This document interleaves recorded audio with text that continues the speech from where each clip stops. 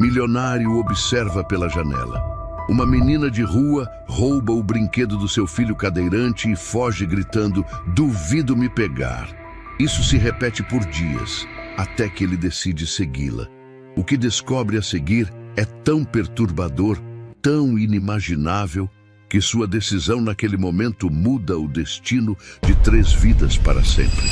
Antes de começarmos essa história emocionante, deixe aqui abaixo, nos comentários, de que cidade você está assistindo.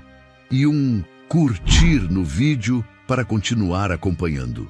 O brinquedo voou pelo ar como um míssil infantil, descrevendo um arco improvisado antes de bater no chão e rolar pela calçada. "Duvido você me pegar", gritou a menina com um sorriso torto e os cabelos desgrenhados sacudindo sob o sol de fim de tarde. Largou o brinquedo nas mãos e disparou rua abaixo, descalça, os pés duros da rua batendo nas pedras portuguesas como se fossem tambores de guerra. Uma gargalhada cortou o ar quente, ecoando entre os portões de ferro das mansões do condomínio fechado. Lá de cima, no segundo andar da casa mais imponente da rua, Renato observava. Os dedos ainda seguravam a xícara de café, mas o olhar estava fixo na imagem desconcertante.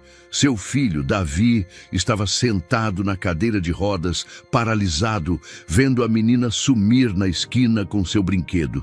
De novo. "Segurança!" vociferou, deixando a cortina balançar atrás de si.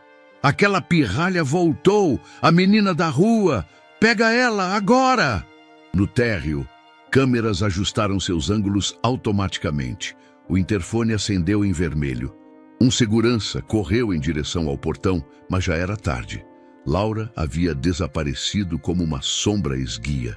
A calçada ainda guardava o rastro da poeira dos pés dela. Um dos tênis, vermelho, gasto e sem cadarço, havia ficado para trás na pressa. Ele jazia agora virado de lado, abandonado no meio-fio, como um símbolo silencioso de alguma batalha invisível.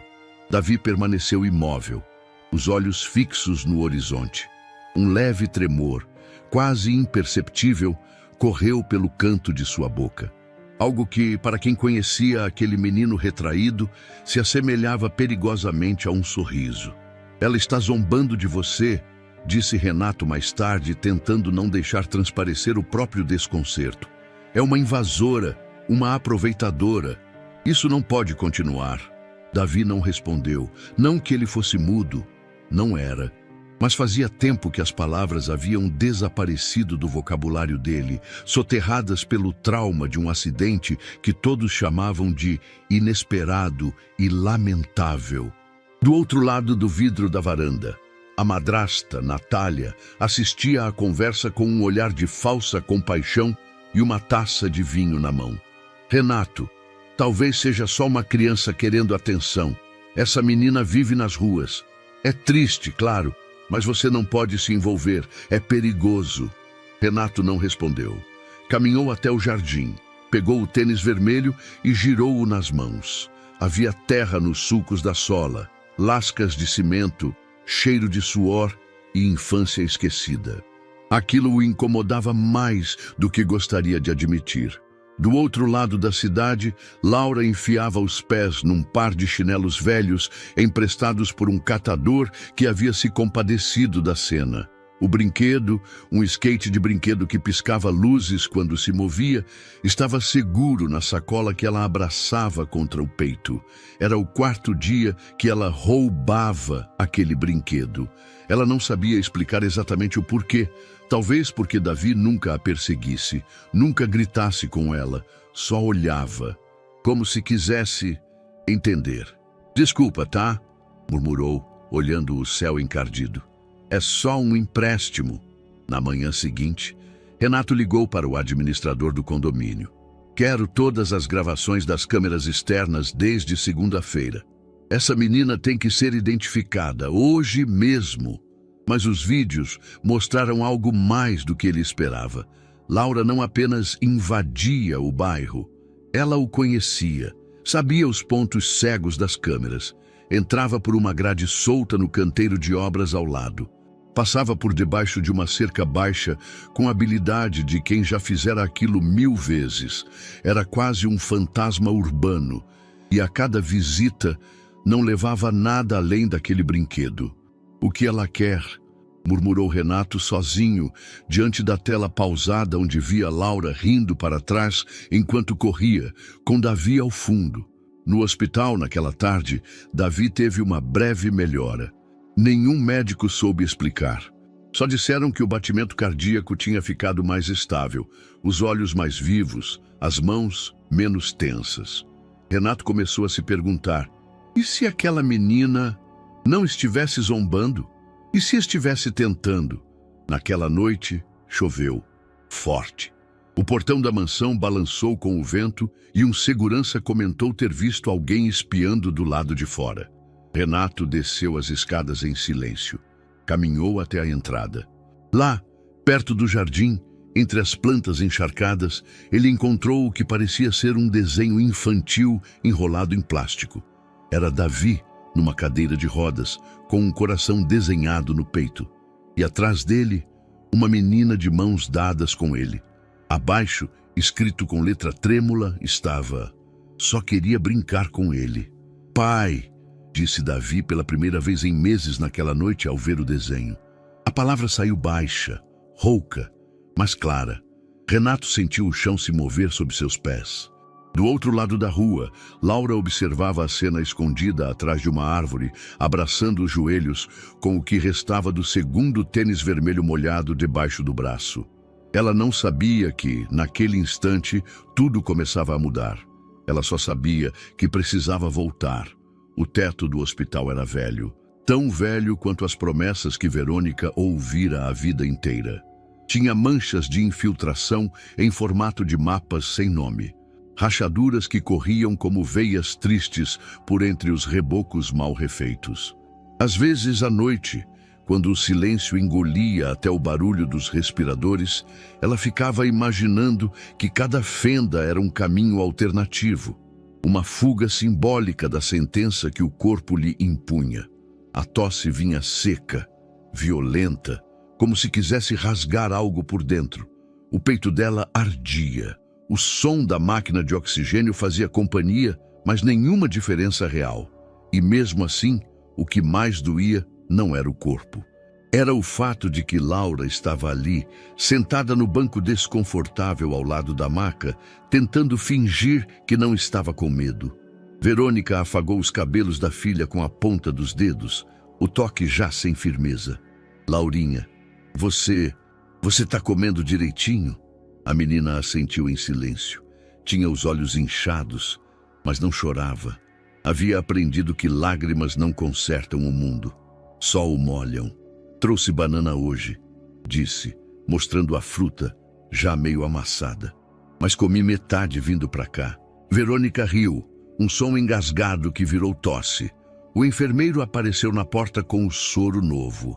Olhou para a menina com um misto de pena e urgência e saiu logo em seguida. "Escuta, filha, preciso te contar uma coisa." A mão da mãe apertou a dela com mais força do que parecia possível naquele estado.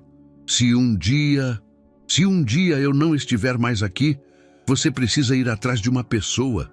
Laura arregalou os olhos. "Não fala isso, mãe. Ouve com atenção. O nome dele é Renato Ferreira Lemos. Ele foi meu patrão por 3 anos. Morava num bairro cheio de árvores, casas grandes, um portão alto, mas nunca tratou a gente como menos. Sempre me chamou de senhora, mesmo sendo patroa dele." Laura franzia a testa. "E ele é bom?" Ele é bom. Ele me dava café antes de começar o expediente. Tinha um filho, ainda bebê, Davi, tão pequeno, mas tão quietinho." Ela parou, lutando contra a fadiga que puxava os olhos. "Onde ele mora?" Verônica puxou debaixo do travesseiro um pedaço de papel dobrado com muito cuidado. Tinha traçado ali um mapa rudimentar da cidade. Nomes de ruas escritos com caneta azul, setas e um círculo vermelho marcando o destino final. O papel estava manchado em um canto com o que parecia ser chá. "Aqui, você sai da rodoviária velha, Anda 2 ruas até o posto, pega à direita. Depois de um tempo vai ver uma grade, um monte de árvores altas. Ele mora lá. A casa tem uma cerca de ferro com detalhes dourados. Laura segurou o papel com as 2 mãos como se fosse sagrado. Mas você vai comigo, né? Verônica demorou a responder. O silêncio encheu o quarto como fumaça. Finalmente ela disse: se eu não conseguir, você vai por nós 2, tá bom? A menina queria gritar, queria dizer que não, que era covardia, que mães não largam filhas assim no meio do mundo. Mas por dentro ela já sabia. Sabia desde o dia em que viu os olhos da mãe ficarem fundos, as mãos ficarem trêmulas e o quarto se encher de cheiro de hospital. Na madrugada, o soro pingava em silêncio. O relógio na parede marcava 3h42. Verônica dormia, ou algo parecido com dormir. Sua respiração era irregular. Laura sentia medo de fechar os olhos, como se o simples ato de piscar fosse capaz de apagar a única luz que ainda lhe restava. Ela apertou o tênis vermelho contra o peito. Era presente da mãe. Usado, sim, comprado numa feira, já com marcas de outra infância, mas para Laura era o símbolo de ir e voltar. A mãe sempre dizia: com esses tênis você vai andar por onde quiser, mesmo descalça por dentro. Ela não sabia o que isso significava até agora. Às 6h50 da manhã, Verônica não acordou. A enfermeira que veio trocar o soro parou na porta, chamou por ela e, em seguida, correu para dentro. As máquinas ainda tentaram, o desfibrilador chiou, os jalecos voaram em torno da cama. Laura não chorou, nem quando a cobriram com o lençol, nem quando chamaram o nome da mãe 3 vezes, como se fosse mágica, nem quando uma assistente social apareceu dizendo que ela seria levada para um abrigo por um tempo.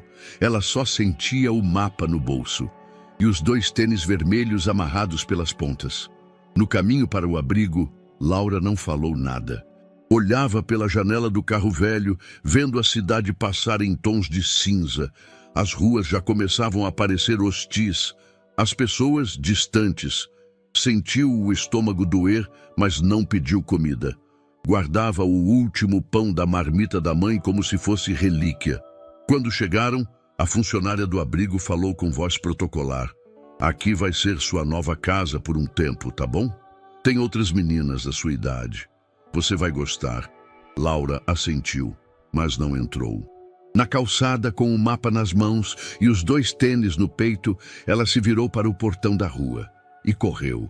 Correu por ruas que não conhecia, por avenidas que pareciam não acabar. Escondeu-se atrás de carros, se abrigou em marquises, aceitou água de estranhos. Dormiu uma noite inteira enrolada num saco de lixo limpo, sob uma escada de ferro. O mapa agora estava amassado, sujo, mas ainda legível. A cada cruzamento, ela repetia mentalmente o trajeto. Rodoviária velha, 2 ruas, posto. À direita, árvores, cerca de ferro com detalhes dourados. No 4º dia, descalça e com bolhas nos pés, ela viu a entrada do bairro pela primeira vez. As árvores estavam lá, as grades também. Laura engoliu seco.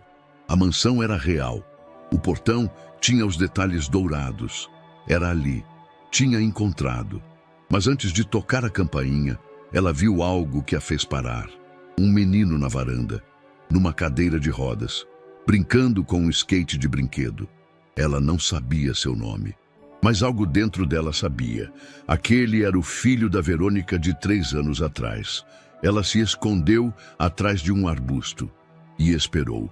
A porta do abrigo se fechou atrás de Laura com um estalo seco, o tipo de som que, mais do que ecoar, crava uma sensação, o de não pertencimento.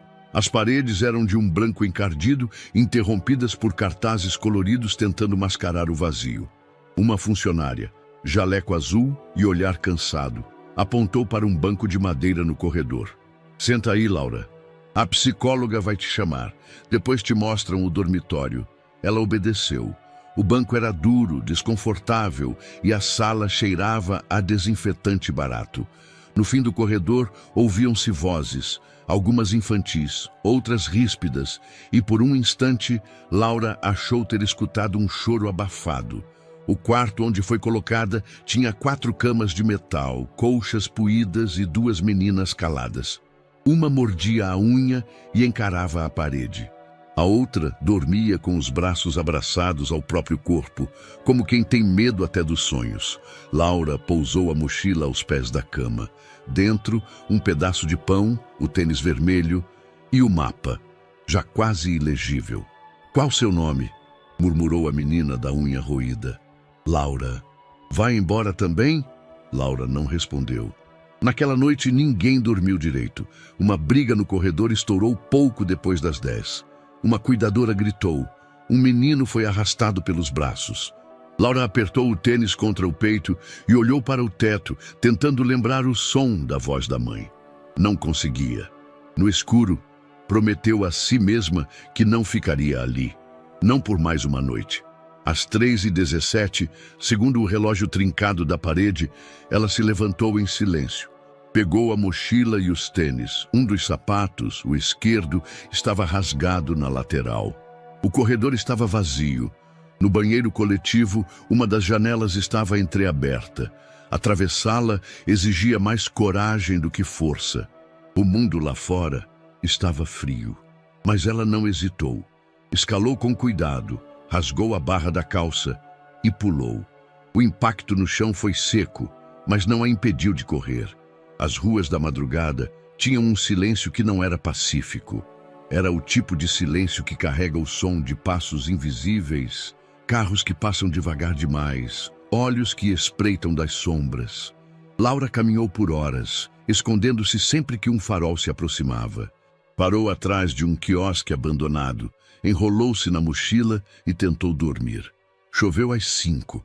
Acordou encharcada, com os pés gelados e um latido de cão ao longe. O tênis vermelho escorregava do pé. A fome chegou ao meio-dia, um vazio que fazia o corpo tremer. Não tinha mais o pão, não sabia onde estava, mas continuava andando. No terceiro dia, tentou pedir comida em uma padaria. O atendente enxotou-a com um pano, sem nem ouvir o que ela dizia. Foi sentar-se perto de um ponto de ônibus. Quase cochilava quando uma sombra cobriu seu rosto. "Ei, mocinha, tá perdida?" Era um homem velho, pele escura, uniforme laranja, gari. Trazia uma vassoura numa mão e um saco na outra.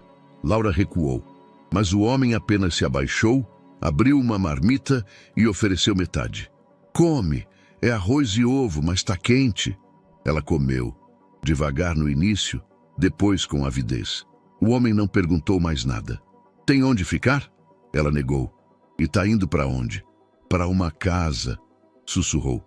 "Grande, com cerca dourada." O gari sorriu de leve. "Parece um bom lugar, vai chegar lá. Só não para de andar, tá?" Ela assentiu. Ele lhe deu uma garrafa de água e um aviso. "Evita o viaduto ali. À noite não é lugar para criança." Mais 2 dias passaram. As pernas doíam, os pés estavam machucados. O tênis vermelho agora só tinha um cadarço. Dormia por trechos, atrás de muros, em escadas de prédios comerciais. Uma noite, um homem se aproximou enquanto ela dormia. O som do zíper da mochila a acordou. Correu. Correu sem olhar para trás, sem saber se estava gritando ou só respirando alto demais. Só parou quando viu a torre de uma igreja conhecida. Estava perto, muito perto. Na manhã seguinte, o sol saiu por entre nuvens pesadas. O céu ainda guardava os tons escuros da tempestade anterior. E então ela viu as árvores, altas, ordenadas, cercando o que parecia um bairro de outro mundo. As casas ali eram tão grandes que pareciam hotéis. Os jardins, perfeitos como vitrines. E bem no meio da entrada, a grade, ferro com detalhes dourados. Laura caiu de joelhos na calçada. Não chorou. Apenas respirou fundo e sussurrou. "Cheguei, mãe." Os seguranças do portão a observaram por um tempo. Era só uma menina, descalça de um pé, com os cabelos grudados na testa e os olhos vidrados em uma das mansões à frente. Ela tirou da mochila um pedaço de papel. Era o mapa. úmido, rasgado, mas ainda legível. Levantou-se, com o tênis encharcado pendendo da mão, e caminhou. Passou pela grade como quem atravessa um portal. Um dos seguranças hesitou. Laura olhou diretamente para ele. "Quero ver o senhor Renato. Você é da rua?" Ele perguntou, surpreso com a firmeza dela. "Sou filha da Verônica." O homem estremeceu. Abriu o portão devagar e apontou para o jardim da casa ao fundo. "Espera ali." Laura andou até o local indicado e se sentou numa pedra do jardim, o tênis vermelho ainda pingando chuva. Esperou. A esperança nos olhos era o que mais chamava a atenção. Mesmo depois de tudo, ela ainda esperava. Esperava que alguém, enfim, dissesse que ela podia ficar. O portão se abriu com um rangido lento, como se até o metal hesitasse em permitir a entrada de alguém como ela. Laura passou pela abertura com passos tímidos. A mansão diante dela parecia maior agora que vista de perto, quase absurda. Os vidros refletiam a luz da manhã como espelhos, e as colunas brancas lembravam algo que só tinha visto em revistas velhas da biblioteca da escola. O segurança a acompanhava de perto. Era um homem alto, de rosto fechado, mas algo em seu olhar havia mudado desde que ouvira o nome. "Fica aqui, sentada", disse, indicando um banco de pedra próximo ao jardim lateral. "Não sai do lugar, entendeu?" Ela assentiu, sentando-se devagar. As pernas doíam, o tênis vermelho ainda úmido escorregava no pé. O outro, rasgado, estava dentro da mochila. O segurança se afastou, pegou o rádio preso ao cinto e falou em voz baixa, caminhando em direção à casa. Lá dentro, o sistema de segurança ativava automaticamente as câmeras externas. No segundo andar, Natália cruzava o corredor de mármore com uma taça de suco nas mãos. Quando passou pela central de segurança, a imagem da menina sentada do lado de fora lhe chamou a atenção. Ela recuou. "Quem é essa?" O técnico responsável hesitou. "Uma menina apareceu agora há pouco. Disse que quer falar com o senhor Renato. Mencionou uma tal de Verônica." Natália franziu o senho. "Verônica? Parece que era empregada da casa há alguns anos." A mulher não disse nada. Apenas observou a tela por alguns segundos. "Não deixe ela entrar", disse fria. "E me avise se ela tentar se aproximar do menino." Davi estava na varanda dos fundos, os olhos vagando pelo jardim. Desde o acidente, passava boa parte do tempo ali, em silêncio, entre as plantas e os brinquedos que não usava mais. As enfermeiras diziam que o ar livre o acalmava. Renato insistia para que ele ficasse exposto ao sol, mas naquela manhã o menino parecia inquieto.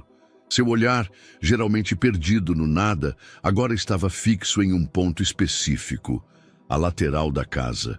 Lá, atrás de uma fileira de arbustos, uma menina muito magra sentava-se sozinha, suja, com um tênis vermelho no pé e o outro ausente. O rosto cansado, mas atento. Davi inclinou levemente a cabeça e sorriu. Lá embaixo, Laura não viu o sorriso, mas sentiu algo. Um arrepio, talvez. A sensação de que estava sendo observada, mas não de forma hostil. Era como se o olhar que vinha da casa fosse diferente de todos os outros que recebera nos últimos dias. Não de desprezo, não de julgamento, curiosidade talvez, ou reconhecimento. Ela apertou a mochila contra o colo. "Vai dar certo", sussurrou para si mesma. Dentro da mansão, Renato descia as escadas apressado. O segurança o havia chamado com urgência. A voz do homem tremia um pouco, coisa rara para alguém como ele. "Senhor, desculpe o incômodo, mas tem uma menina lá fora. Diz que é filha da Verônica. Insistiu que precisa falar com o senhor." Renato parou no meio do corredor. O nome bateu como um soco no peito. "Verônica?" "Sim, senhor. Aquela senhora que trabalhava aqui antes da dona Natália entrar." Renato ficou em silêncio por um momento. Depois, caminhou até a porta de entrada. Abriu devagar e viu. A imagem da menina o surpreendeu mais do que ele imaginava. Era pequena, muito magra, com os cabelos grudados de suor e poeira. O tênis vermelho chamava a atenção como uma mancha viva num ambiente limpo demais. Ela levantou-se ao vê-lo. "Oi?", disse num fio de voz. "Você é o Sr. Renato?" "Sim", respondeu ainda confuso. "E você disse que é filha da Verônica?" Ela assentiu. "Minha mãe mandou eu vir antes de... Não terminou a frase, mas não precisou. Renato franziu o senho. Passou a mão no rosto. O nome de Verônica mexia com algo antigo nele, uma memória que ele nunca fechou direito. "E onde está sua mãe agora?" "No céu." Silêncio. Natália apareceu na porta, os braços cruzados, sorriso congelado. "Amor, está tudo bem?" "Essa menina diz ser filha da Verônica", respondeu Renato, sem tirar os olhos de Laura. Natália se aproximou, rápida. "E o que ela está fazendo aqui? Como conseguiu entrar?" "Ela não entrou, só pediu para falar comigo", respondeu o segurança, hesitante. Natália sorriu para Laura com os lábios, mas não com os olhos. "Querida, sinto muito pelo que aconteceu com sua mãe, mas aqui não é lugar para você. Há abrigos, instituições próprias." "Ela veio procurar ajuda", interrompeu Renato. "E a Verônica era da casa, por 3 anos. E saiu por conta própria", rebateu Natália. "Vamos resolver isso com cuidado, certo? Sem envolvimento emocional." Renato encarou a esposa por um instante. Depois, olhou de volta para Laura. "Você tem onde ficar?" A menina balançou a cabeça em negação. "Eu estava num abrigo, fugi." "Fugiu? Minha mãe disse que aqui era onde eu ia estar segura, onde alguém ia lembrar dela." Renato respirou fundo, não sabia o que fazer. Tudo era rápido demais, mas também havia algo nos olhos da menina, algo que lembrava Verônica. No andar de cima, Davi continuava observando, agora com as mãos nos apoios da cadeira. Seu peito subia e descia mais rápido do que o normal. A menina olhou para ele como se soubesse e acenou. Davi acenou de volta. "Eu não posso te deixar entrar agora", disse Renato, voltando à realidade. "Preciso verificar algumas coisas. Você tem documentos?" Ela tirou do bolso um papel amassado. Era uma cópia da certidão de nascimento, escrita à mão no verso do mapa. "Pode esperar um pouco? Preciso conversar com alguém e já volto." Ela assentiu. Voltou a se sentar no banco de pedra. Natália, ao lado, suspirou. "Está cometendo um erro."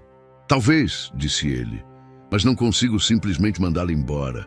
Lá fora, o vento soprava devagar. Laura olhava para os vitrais da casa e via seu próprio reflexo. Pequena, suja, frágil, mas ali, pela primeira vez, perto. Ela não sabia se aquele seria o início de algo bom ou o fim de mais uma tentativa frustrada. Mas esperaria, até o último segundo. O relógio do jardim marcava 11h47, quando Laura percebeu um movimento estranho na varanda do segundo andar. Estava sentada há quase 1 hora no banco de pedra, sob o sol cada vez mais intenso, enquanto Renato resolvia sabe-se lá o que dentro da mansão. O segurança havia desaparecido do portão e tudo ao redor parecia suspenso, como se o tempo tivesse parado para observar se ela ficaria ou não. Mas o que viu pela janela não fazia sentido. Davi estava sozinho no alto da escada interna. A cadeira de rodas parecia mal posicionada, inclinada demais. Ele olhava para alguém fora do alcance da vista de Laura, como se esperasse instruções. Havia algo de incômodo naquela postura, como um animal encurralado, silencioso e resignado. Então ela surgiu. Natália, rápida, elegante, como sempre, com os cabelos perfeitamente presos e as unhas vermelhas brilhando sob a luz. Aproximou-se pelas costas de Davi. Parou. Disse algo que Laura não conseguiu ouvir. O menino virou o rosto com expressão de súplica, e foi nesse exato momento que tudo mudou. O gesto foi seco, um empurrão quase casual. Davi despencou da cadeira como um boneco de pano. A cadeira seguiu junto, quicando nos degraus, fazendo um barulho que, mesmo com o vidro fechado, chegou até o jardim. Laura se levantou num pulo, os olhos arregalados, a boca aberta em um grito que não saiu. O corpo de Davi caiu imóvel no chão de mármore do térreo. Por um segundo, tudo ficou em silêncio. Então, Natália desceu as escadas gritando: "Meu Deus, Davi, alguém me ajuda!" O som ecoou pela casa, agudo, desesperado. Ela se jogou ao lado do corpo do menino, chorando histericamente, batendo no próprio peito, encenando uma tragédia. Laura, ainda em choque, deu 2 passos para trás e pisou em um galho seco. Crac! A cabeça de Natália virou na direção da janela. Os olhos das duas se encontraram. A expressão de Natália mudou no mesmo instante. O choro parou. Os olhos se estreitaram. Reconhecimento. Perigo. A máscara de desespero caiu por um segundo, revelando o rosto de uma predadora. Laura soube que precisava correr. Agora. Virou-se e disparou em direção aos fundos do jardim. Passou por arbustos, tropeçou em uma raiz, quase caiu. O coração batia como um tambor dentro do peito. Atrás dela, ouviu o som de um vidro quebrando. Natália forçava uma porta lateral para sair por outro acesso. Laura não sabia o caminho, não conhecia os atalhos, mas sabia que precisava sair dali, agora. Chegou até um portão de ferro lateral trancado com uma corrente. Subiu nele como podia, rasgando a calça no processo. Do outro lado, havia uma área em construção, com entulhos, madeira empilhada e poeira. Saltou. O impacto a jogou no chão. Rolou e se levantou rápido, sentindo o joelho arder. Olhou para trás. Natália surgia atrás do portão, os cabelos soltos, desfigurada pelo ódio. Ainda não havia gritado. Estava tentando conter a explosão. Uma mulher como ela não gostava de perder o controle. Mas havia visto. Laura tinha visto tudo. A menina correu sem pensar, passou por um monte de sacos de cimento, atravessou um tapume meio solto e caiu direto numa viela estreita entre 2 muros altos. O chão ali era de terra batida, escorregadio. Passou por uma escada encostada, uma lata de tinta aberta e, por fim, alcançou a rua lateral do condomínio. De lá, não olhou para trás. Correu por 2 quarteirões antes de parar. Os pulmões queimavam. O coração parecia fora de compasso. Encostou-se a um poste. Tentou respirar. As mãos tremiam. Tinha visto. Ela tinha visto. Na mansão, Natália voltou para dentro, os olhos fervendo. O segurança corria pelos corredores. Renato, em pânico, tentava falar com a ambulância. "Ele caiu da escada!" gritava Natália, ensaiando o choro novamente. Eu vi! Ele se desequilibrou. Foi horrível. O menino estava desacordado, mas vivo. Os médicos chegaram rápido. Ninguém mencionou a menina no jardim. Na calçada, escondida atrás de um carro estacionado, Laura observava tudo. Via a ambulância sair, via Natália abraçar Renato fingindo desespero, via o portão da mansão se fechar. Estava suja, com sangue seco no joelho, os dedos arranhados e um tênis rasgado.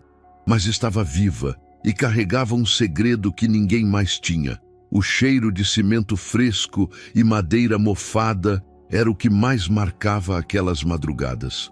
Laura, encolhida entre pilhas de tijolos em uma casa inacabada, usava uma lona plástica como cobertor improvisado. Não havia luz, tampouco segurança, mas havia silêncio. E isso por hora bastava. Desde o dia do acidente, ela não ousava se aproximar da mansão. Natália a vira. Disso tinha certeza, e se a mulher estava disposta a empurrar um menino indefeso de uma escada, o que faria com uma menina de rua que vira tudo? Laura se manteve afastada. Observava de longe. Dormia durante o dia quando era mais seguro. À noite, andava, em busca de comida, de abrigo, de respostas. No terceiro dia, encontrou um pacote de bolachas quebradas num lixo atrás de um supermercado. Comeu devagar, racionando migalhas como quem guarda tesouros. Bebia água de torneiras de construção. Um pedreiro deu-lhe uma banana sem perguntar nada. A maioria fingia que ela não existia. Ela já estava acostumada com isso. Numa manhã, Explorando um terreno abandonado, viu algo curioso no fundo de uma lixeira escolar. Um celular. Estava trincado, com a tela parcialmente quebrada, mas ao apertar o botão lateral, a luz acendeu. Funcionava. Não tinha chip nem internet, mas o modo câmera ainda estava ativo. Laura segurou o aparelho como quem encontra uma arma carregada. Agora tinha uma chance. Naquela noite, voltou ao esconderijo com o celular no colo e um caderno que havia achado dias antes, ainda com algumas folhas em branco. Pegou uma caneta e começou a desenhar, página por página. Primeiro a escada, depois Davi em sua cadeira. Em seguida, Natália se aproximando e o empurrão. Laura não era artista, mas seus traços eram firmes, duros, quase dolorosos de olhar. Cada risco trazia lembranças. O som seco da cadeira quicando nos degraus, o corpo de Davi caindo sem um grito. Na última página desenhou a si mesma, escondida observando. Embaixo escreveu: "Eu vi tudo". Na manhã seguinte, o sol mal havia nascido quando ela decidiu que era hora. Enrolou o celular num pano velho e o escondeu na mochila. Prendeu os cadarços do tênis vermelho como podia. O outro pé estava com um chinelo furado. Atravessou a cidade pelas sombras, sempre atenta aos faróis, aos passos, aos barulhos. Chegou ao muro da casa por volta das 10 da manhã. O portão principal estava fechado, mas ela já sabia de uma passagem lateral por onde havia fugido dias antes, entre os tapumes da obra ao lado e a cerca viva do jardim. Esperou meia hora até ter certeza de que nenhum dos seguranças rondava aquela área e entrou. Rastejou pela lateral do terreno, sujando-se de terra. Escutava vozes ao longe, vindo de dentro da casa. Conseguiu ver pela janela da cozinha uma movimentação. Natália de costas, falando ao telefone com um copo de vinho na mão, mesmo tão cedo. Laura se escondeu atrás de uma árvore, respirou fundo e ligou a câmera. A gravação começou com tremores. As mãos suadas dificultavam manter o aparelho estável, mas logo ela se ajustou, apoiando-o sobre uma pedra virado para a varanda. Ficou ali, em silêncio absoluto, esperando algo acontecer, algo que pudesse servir como prova. Um deslize, uma frase, um gesto. Mas a janela se fechou. Natália havia saído da cozinha. Laura rastejou até a lateral da casa. Avistou o corredor interno. Perto da sala, ouviu passos. Duas vozes discutiam. Não temos como saber se ela contou para alguém. Eu já disse que não viu direito. Era só uma menina suja, uma pirralha. Mesmo assim. E se ela voltar? Então a gente dá um jeito. A voz era de Natália. E aquela frase, então a gente dá um jeito. Laura apertou o botão de gravação novamente. A câmera pegou apenas o áudio, mas era nítido. Havia medo na outra voz. Pressão, conspiração, não era o suficiente, mas era um começo. De repente, um celular tocou dentro da casa. Natália atendeu rapidamente. Oi, amor, já saiu do hospital? Ah, graças a Deus. Como ele tá? Ainda sedado? Certo. Tá, te espero para almoçar. Silêncio. Depois, com a voz baixa. Vai dar tudo certo. Davi vai ficar bem. Só precisa descansar e esquecer. Laura desligou a gravação. Sabia que não podia continuar ali. Os riscos eram grandes demais. Mas ao sair pela lateral da casa, deu de cara com um dos seguranças. Ei, o que está fazendo aí? Ela correu. O homem gritou, mas não a seguiu imediatamente. Estava mais surpreso do que pronto para agir. A menina atravessou o jardim como um vulto. Pulou novamente o portão lateral e desapareceu entre os tapumes da obra. Correu por 3 quarteirões, só parando quando não via mais nada da mansão. Enfiou-se entre 2 contêineres de entulho e desabou. Mas desta vez, chorou. Não de medo, de raiva. Ela tinha um vídeo, tinha parte da verdade. E agora sabia, precisava voltar, quantas vezes fosse necessário. Laura voltou pela 3ª vez, dessa vez mais cautelosa. Não havia mais espaço para sorte. Sabia os horários de troca dos seguranças, os momentos em que a casa parecia esvaziar, e já identificara o ponto cego entre os fundos do jardim e a lateral do canil. O celular ainda funcionava, mas o microfone estava fraco. Testou com sua própria voz e soava abafado. Ela precisava estar perto, muito perto. Era uma terça-feira nublada quando ela entrou novamente. O ar estava denso, a umidade grudava na pele. Laura, escondida atrás de uma moita de hibiscos, viu Natália caminhar pelo jardim, falando ao celular com alguém que parecia estar irritado. "Eu já disse que vai dar certo", sibilava a mulher. "Ele ainda está em coma, não lembra de nada. A médica disse que vai ficar em observação por mais 2 dias. Tempo mais do que suficiente." Pausa. "Claro que mandei manipular. O mesmo de antes. Baixa a imunidade, mantém ele fraco, ninguém vai desconfiar. A mãe dele, morta. O pai, ingênuo demais." Laura ativou o celular com as mãos trêmulas. A gravação começou a captar a conversa entrecortada. O áudio oscilava, mas algumas palavras se destacavam nítidas. "Manipular, manter ele fraco, ninguém vai desconfiar." A menina sentiu o estômago embrulhar. Não me liga mais por essa linha", continuou Natália, olhando ao redor. "A gente se encontra no estacionamento da clínica, como antes. Só traga o frasco. Quero ver com meus próprios olhos." Ela desligou. Ficou parada por um momento. E então, como se percebesse algo, virou o rosto levemente. Laura se encolheu, mas a mulher apenas entrou de volta na casa. A menina não sabia se chorava ou gritava. Sua mente repetia os fragmentos da conversa como um mantra sujo. Manipular. Manter ele fraco. Davi não estava apenas em perigo. Ele estava sendo sabotado por quem todos confiavam.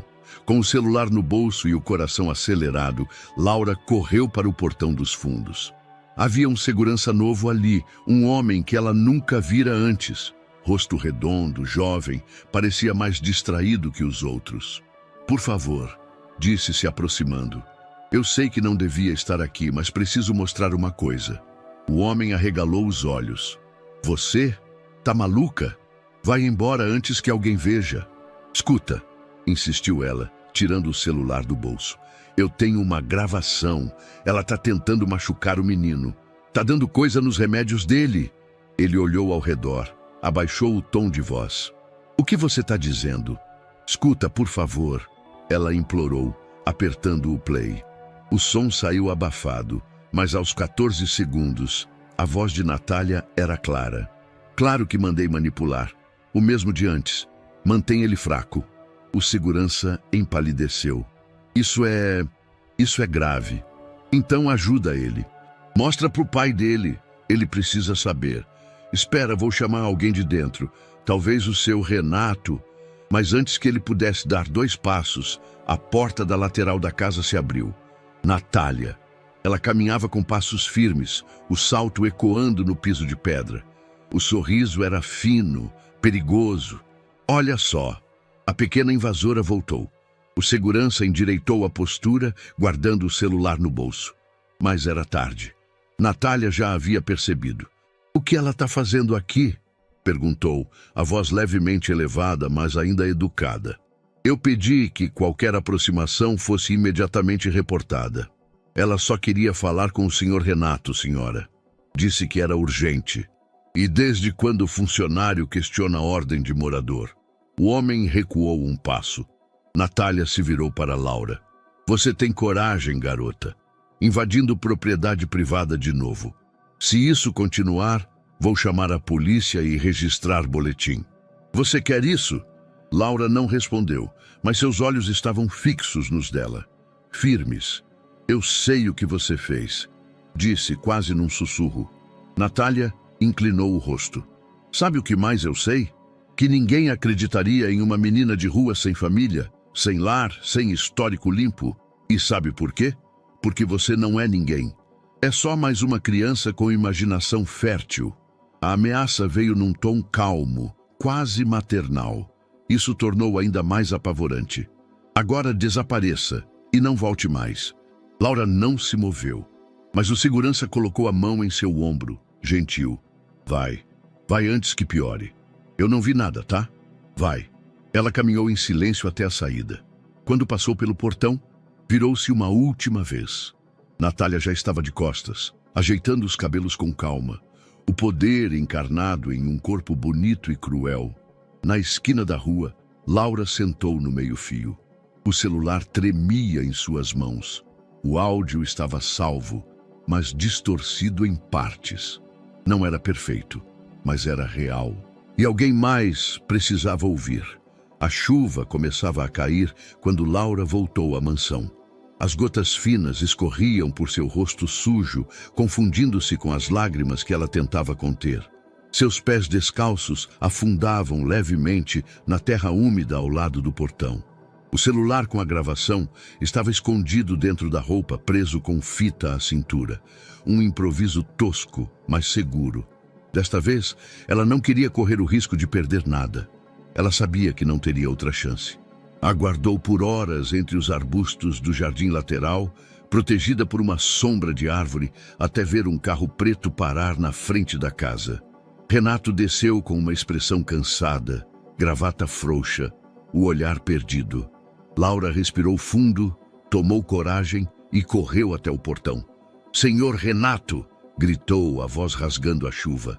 "Por favor, é importante." Ele se assustou no primeiro momento, mas reconheceu o rosto. Mesmo mais sujo, mais magro, mais abatido. "Laura, eu preciso falar com o senhor. Só por 1 minuto, é sério. É sobre o Davi." O segurança do lado hesitou. Renato levantou a mão, interrompendo qualquer reação. "Deixa ela entrar." Minutos depois, estavam sob o alpendre da casa, com a chuva martelando as telhas.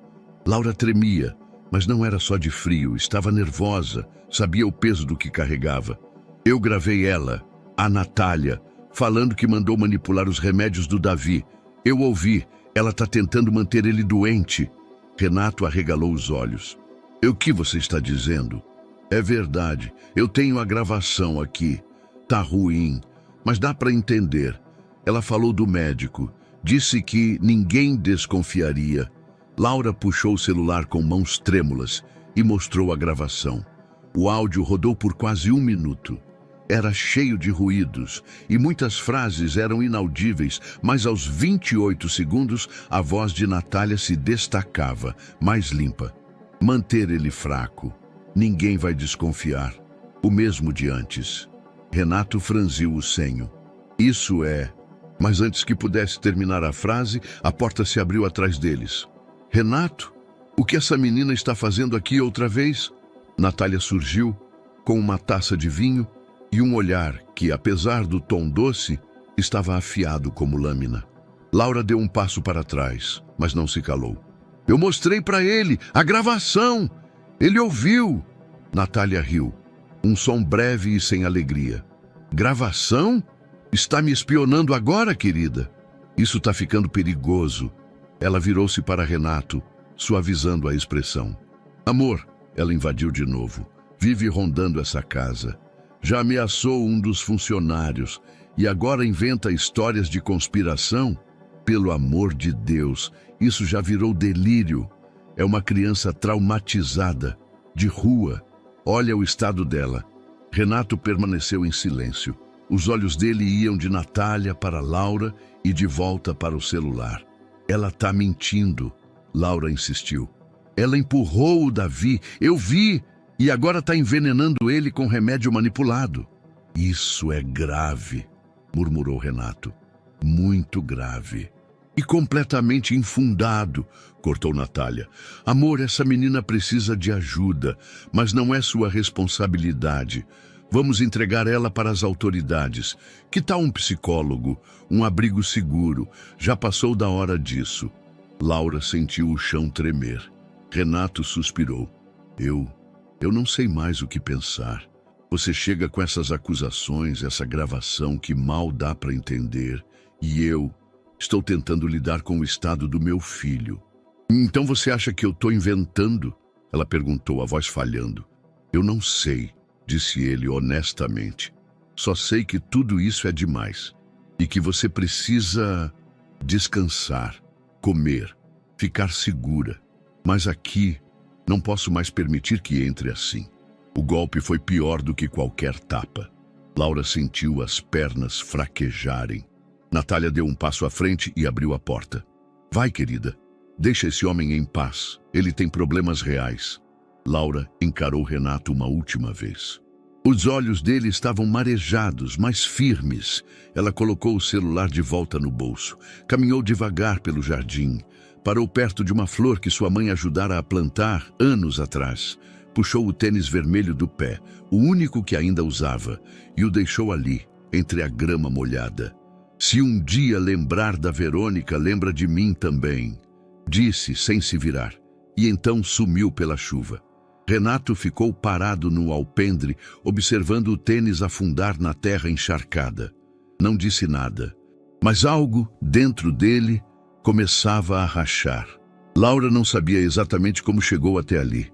Depois de deixar o tênis no jardim de Renato, andou sem rumo por horas. Sentia-se vazia, como se uma parte dela tivesse sido enterrada com aquele calçado. Com os pés descalços e os pensamentos acelerados, cruzou bairros sem nome, becos lamacentos e praças esquecidas.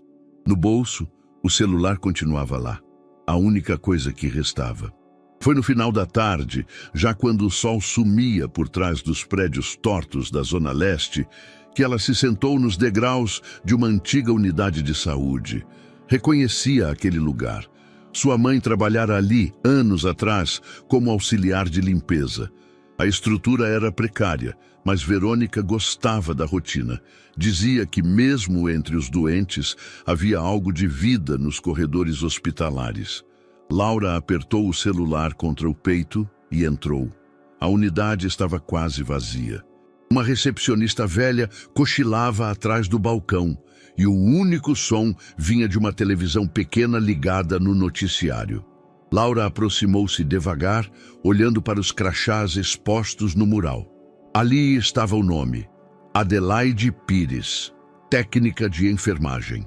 Lembrou-se da mãe mencionando aquela mulher mais de uma vez. Adelaide tem mãos de algodão e coração de ferro. Bateu levemente na porta de uma das salas. A voz veio abafada de dentro. Pode entrar. Laura empurrou com cuidado. Adelaide, uma mulher nos seus 60 e poucos, com óculos de lentes grossas e cabelo preso num coque improvisado, olhou para ela com desconfiança no início. Depois, reconhecimento e espanto. Meu Deus, você é a filha da Verônica? Laura assentiu. Preciso de ajuda. Sentaram-se num canto da sala com a porta fechada. Laura contou tudo. Do hospital, da morte da mãe, da mansão, do acidente de Davi, das invasões, da gravação. Adelaide não interrompeu uma vez. Ouviu com atenção absoluta. Quando terminou, a mulher suspirou fundo. E você tem a gravação com você? Laura entregou o celular. Adelaide conectou a um notebook antigo com o cabo USB remendado por fita adesiva. Mexeu por alguns minutos. O programa de edição era simples, mas eficaz. Removendo ruídos, limpando trilhas de fundo, ela conseguiu melhorar a qualidade. A frase de Natália surgiu, clara como cristal. Claro que mandei manipular. O mesmo de antes. Mantém ele fraco. Ninguém vai desconfiar. Adelaide tirou os óculos devagar. Isso é suficiente para abrir uma investigação, mas você sabe que isso pode ser enterrado, dependendo de quem está envolvido. Por isso, eu preciso de alguém grande, respondeu Laura. Alguém que escute, um jornalista, ou o pai do menino. Ele precisa ouvir de novo. Ele já ouviu, não? Sim, mas ela fez ele duvidar. Adelaide pensou por um instante. Talvez não precisemos escolher. Podemos fazer os dois. Um dossiê bem montado, cópia segura, enviar para a imprensa independente e entregar pessoalmente ao Renato. Só que precisamos de provas mais robustas. Quem manipulou o remédio? Laura hesitou. Ela mencionou um médico, não disse nome, mas falou da clínica e de um frasco. Adelaide franziu a testa. Clínica particular. Parceiro médico. Ela levantou-se, caminhou até um armário metálico e puxou um fichário grosso. Espera aí. Se for quem eu estou pensando... Folheou por alguns minutos. Parou numa página. Doutor Ivan Matos, clínico geral. Trabalhou num laboratório de manipulação no centro por um tempo. E, se não me engano, atendeu Davi depois do acidente. Sua mãe comentou. Disse que esse médico tinha olhos de cobra. Ele deve ser ele. Então temos um nome. Agora precisamos de conexão. Algo que vincule esse médico a Natália. Receitas, transações ou uma nova gravação. Laura arregalou os olhos. Eu posso tentar gravar de novo. Não, dessa vez não. Você está marcada. Ela vai te reconhecer de longe. Adelaide tirou do bolso uma pulseira hospitalar antiga. Eu entro, me finjo de enfermeira da unidade. Digo que preciso falar com o doutor por uma medicação irregular. Se ele der bandeira, gravo tudo. Mas é perigoso. E você acha que viver se escondendo com uma bomba no bolso, não é? Laura sorriu pela primeira vez em dias. Você tem coragem. Não, eu tenho nojo. Nojo de gente como essa mulher, que trata a criança como obstáculo. Passaram o resto da noite preparando um plano. Adelaide ficou com o celular. Montou uma pasta digital com backups da gravação. Laura anotou o nome da clínica, caso precisasse fugir e pedir socorro. Antes de se separar, a enfermeira colocou uma mão sobre o ombro da menina. Você tem ideia do que fez? Laura balançou a cabeça. Sozinha não ia ter coragem, mas minha mãe, ela me disse que eu podia confiar em você. E ela estava certa. Na saída da unidade, Laura parou na calçada. Chovia de novo. Mas pela primeira vez não parecia frio. Ela se sentia menos só. E finalmente com um plano. Adelaide chegou à clínica pontualmente às 10h30. Estava com o jaleco branco, uma prancheta em mãos e a velha pulseira hospitalar presa ao pulso, como se tivesse saído de um plantão qualquer. Usava o nome de um posto de saúde conhecido, uma mentira ensaiada com cuidado. Laura assistia tudo de uma esquina próxima, o capuz cobrindo o rosto, os olhos arregalados. O plano parecia simples. Adelaide se apresentaria como profissional da saúde e, sob pretexto de verificar um pedido duvidoso, confrontaria o médico envolvido. Enquanto isso, o celular escondido no bolso do jaleco gravaria tudo. Simples, razoável, seguro. Mas o mundo raramente respeita planos simples. 30 minutos depois, Adelaide saiu da clínica com passos lentos, quase pesados. O semblante, antes resoluto, agora estava sombrio. Carregava a bolsa apertada contra o corpo. Quando encontrou Laura no ponto combinado, não disse nada. Deu certo? A menina perguntou aflita. Adelaide olhou para os lados antes de responder. Não, não deu certo. Mas por quê? Ele desconfiou? A mulher respirou fundo. Ele já sabia que a gente viria. O quê? Quando entrei, fui atendida por uma recepcionista jovem, muito educada. Mas ao pedir para falar com o Dr. Ivan, ela sumiu por alguns minutos. Quando voltou, disse que ele não podia atender, que estava em uma cirurgia externa. Só que eu vi. Vi ele dentro da sala, pela porta entreaberta. Estava no telefone e não parecia com pressa nenhuma. Laura mordeu o lábio. Você deixou a gravação rodando? Deixei. Mas a recepcionista pediu minha bolsa por questão de protocolo. E quando devolveu, o celular sumiu. Ele pegou a gravação. Ou alguém ligado a ele. Não importa. Fomos descobertas. Laura recuou 2 passos. O mundo girava ao seu redor como se tudo estivesse de cabeça para baixo. Mas, e agora? A gente perdeu tudo. A gente perdeu tempo, disse Adelaide séria. E talvez segurança. Ela puxou um papel do bolso. Era um panfleto de uma feira escolar. O nome de um colégio estava circulado em vermelho. O Davi estuda aqui. Está afastado desde o acidente, mas se o médico está manipulando os remédios, é provável que em breve eles o levem de volta, murmurou. Eles vão tentar reintroduzi-lo no ambiente como se nada tivesse acontecido. Ele precisa saber, disse Laura. Ele viu o que aconteceu. Ele lembra. E se não lembrar? Ainda assim é ele, é a vida dele. Adelaide fitou os olhos da menina. Por um instante, algo nela vacilou. Era uma mulher dura, calejada de abandono e omissão institucional. Mas naquele momento, ela viu naquela menina a filha que nunca teve. Então vá, disse. Mas vá com cuidado. Na manhã seguinte, Laura caminhou até a entrada do colégio particular com um uniforme surrado emprestado por uma menina do abrigo. O tecido estava largo e o brasão da escola desbotado, mas seria o bastante para passar pela entrada lateral de alunos. O plano era simples. Entrar com os estudantes do turno da manhã, circular pelo pátio e encontrar Davi, que, segundo Adelaide, voltaria para uma adaptação monitorada. Laura entrou com a cabeça baixa, carregando uma mochila vazia e os olhos atentos. Ninguém a parou. Na escola, todos pareciam ocupados demais com celulares ou conversas. Davi estava em uma sala anexa, num setor de apoio pedagógico. Era um ambiente pequeno, com paredes coloridas e um quadro branco de apoio à comunicação alternativa. Laura se aproximou pela porta de vidro e o viu ali. O mesmo menino da varanda, da escada, do silêncio. Estava mais pálido, mas acordado, e parecia estar esperando. Ela entrou devagar, sem bater. Oi, sussurrou. Davi virou o rosto. Os olhos se abriram lentamente, como quem reconhece algo que não via há muito tempo. Sou eu, a menina do brinquedo, a do jardim, lembra? Ele não respondeu, mas piscou 2 vezes. Laura se aproximou. Havia um quadro branco sobre a mesa ao lado. Pegou o pincel e empurrou para ele. Escreve o que lembrar. Qualquer coisa. Ele hesitou.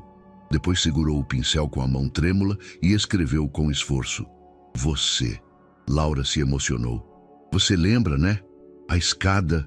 Ela empurrou você. Ela finge que cuida, mas está machucando você. Davi olhou nos olhos dela. Depois pegou o pincel novamente. Escreveu devagar. Ela salvou minha vida. O mundo parou por um instante. Laura sentiu o peito se encher de algo que não sabia nomear. Era dor, alívio, raiva, esperança, tudo ao mesmo tempo. Mas o momento durou pouco. A porta se abriu de repente. Uma pedagoga entrou, seguida por Natália. O que essa menina está fazendo aqui? Gritou a mulher com os olhos faiscando. Laura recuou. A pedagoga avançou. Você é aluna? Qual o seu nome? Natália viu o que estava escrito no quadro. Travou. Saia. Agora, antes que eu chame a polícia. Essa escola é privada, você invadiu. Laura não disse nada.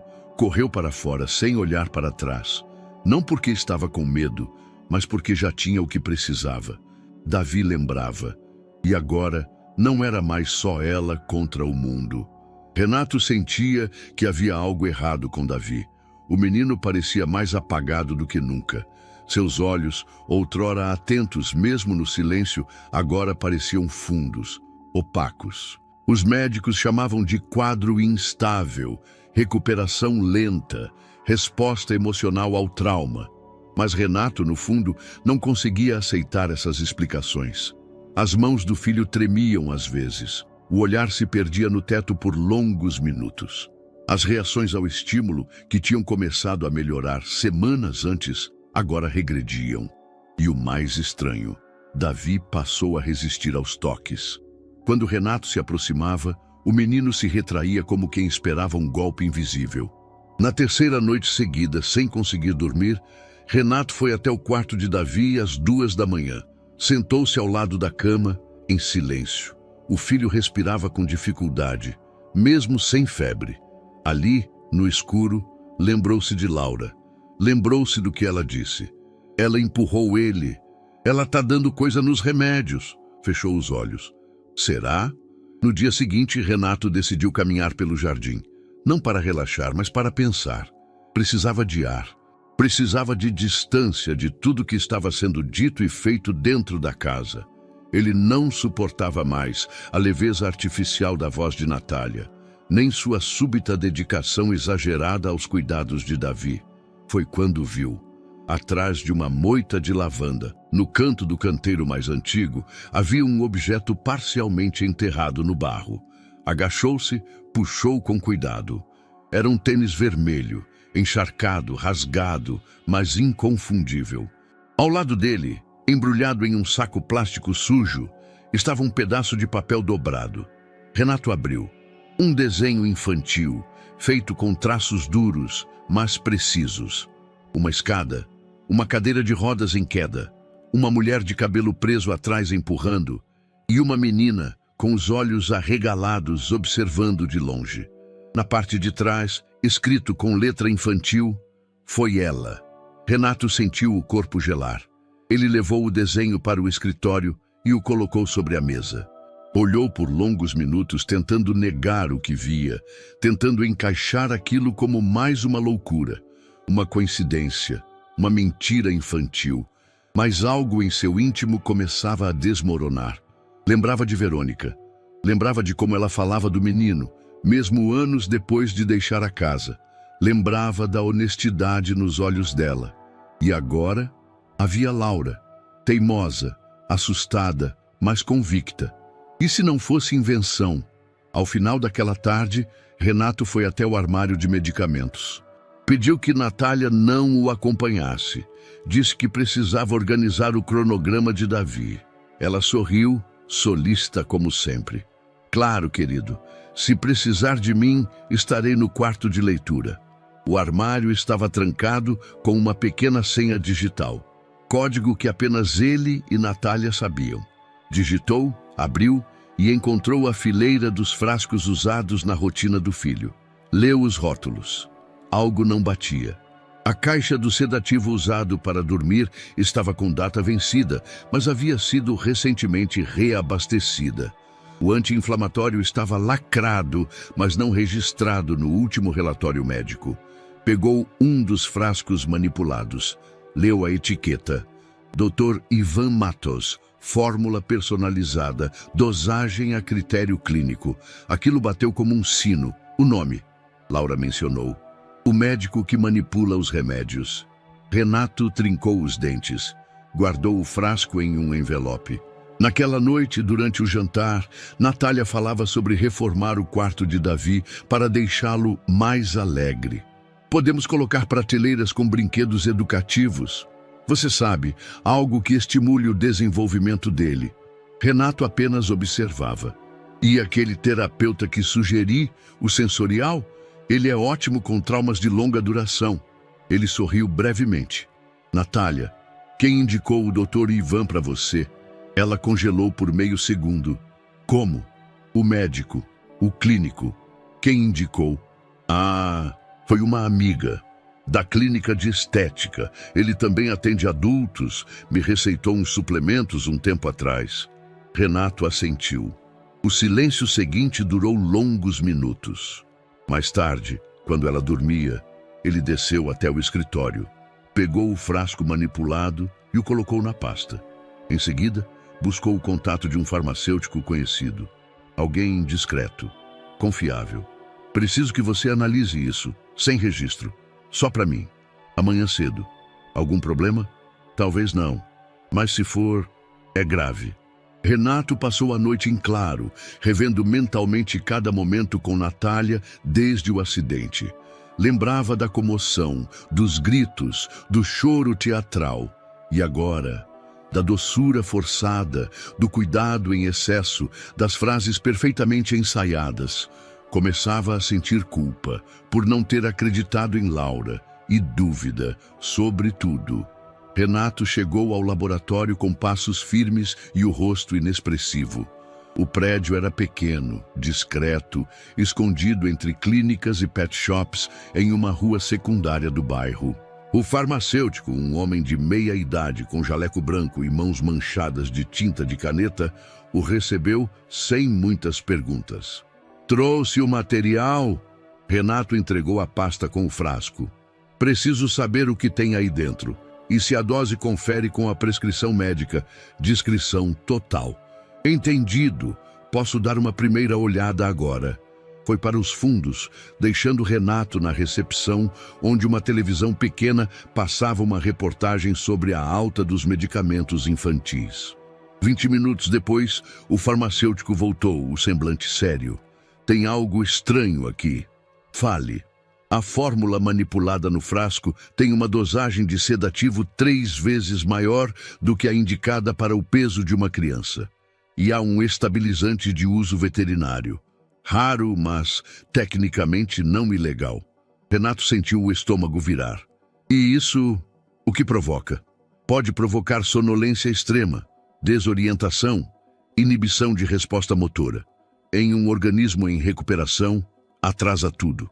Pode até causar regressão neurológica se houver predisposição. O silêncio foi absoluto. Renato apertou os punhos. Isso foi receitado por um tal de Dr. Ivan Matos. Ele é conhecido? O farmacêutico assentiu, contrariado. Já ouvi o nome, atua em clínicas privadas. Algumas fórmulas dele já vieram com observações estranhas, doses sem justificativa clínica, mas nunca tivemos provas. Renato fechou os olhos. Agora ele tinha. De volta à mansão, trancou-se no escritório. Espalhou sobre a mesa todos os papéis relacionados aos cuidados de Davi. Prontuários, receitas, exames. Pegou um marcador vermelho e começou a circular os nomes, as datas, os detalhes que antes lhe pareceram corriqueiros. Agora, tudo gritava. Às 5h30, enquanto observava os arquivos, o telefone fixo tocou. Ele atendeu automaticamente, distraído. Alô? Senhor Renato? Aqui é Adelaide. Ele parou. A senhora é enfermeira, amiga da Verônica. Acho que chegou a me ver uma vez quando Davi era pequeno. Como conseguiu meu número? Era da Verônica. Tenho um dossiê e uma gravação restaurada. A menina, Laura, ela não mentiu. O coração dele bateu forte. Pode me encontrar agora? Estou a 3 quarteirões. Esperei por isso. 30 minutos depois, estavam frente a frente no escritório de Renato. Adelaide entregou-lhe um pendrive. É tudo o que conseguimos salvar. Áudio original, mais a limpeza técnica. Tem o nome do médico, tem a voz da Natália, tem menção aos frascos. Está aí. Renato conectou no notebook. Deu play. A voz de Natália soou clara. Claro que mandei manipular. O mesmo de antes. Mantém ele fraco. Ninguém vai desconfiar. A mãe dele, morta. O pai, ingênuo demais. O silêncio no escritório foi tão pesado quanto um luto. Renato tirou os óculos, deixou-os sobre a mesa. Colocou as mãos no rosto. Chorou. Não com som, não com desespero, mas com a força contida de quem descobre que falhou onde mais deveria ter protegido. Adelaide esperou, respeitosa. Quando ele se recompôs, sua voz estava seca. Ela sempre soube como me dobrar. A fragilidade, a sedução, e eu acreditei nela. A culpa não é sua, mas agora o que importa é o que você vai fazer com isso. Renato se levantou. Eu vou agir, mas não com um escândalo, nem com um impulso. Vai ser frio, vai ser do jeito certo. Pegou o pendrive, o frasco, os documentos. Amanhã, eu a coloco numa armadilha. E você, se aceitar, vai estar por perto. Adelaide sorriu de leve. Quando quiser. Renato apertou a mão dela.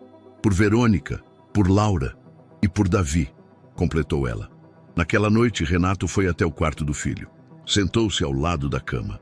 Davi dormia, mas seus olhos tremiam sob as pálpebras, como quem sonha com coisas que não pode dizer. Renato segurou sua mão.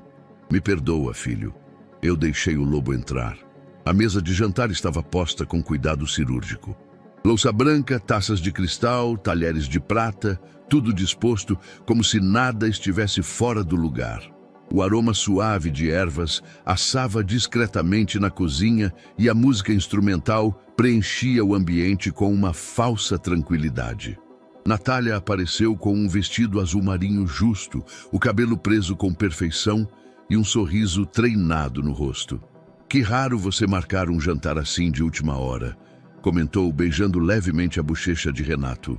Alguma data especial que esqueci? Ele devolveu o sorriso com contenção. Achei que merecíamos um momento calmo. Só nós e um velho conhecido, alguém que eu conheço. Antes que pudesse responder, a campainha tocou. Renato caminhou até a porta com passos firmes.